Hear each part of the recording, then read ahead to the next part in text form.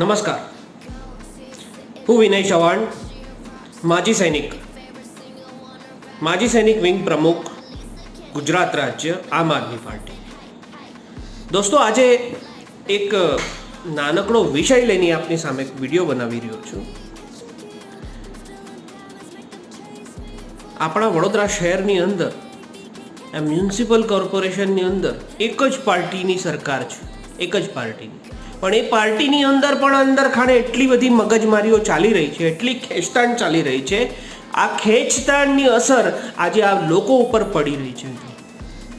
Ward number 16ના એક corporator Shri પોતાનો પ્રશ્ન લઈને મેયર પાસે જાય છે અને મેયર સાંભળવા તૈયાર નથી.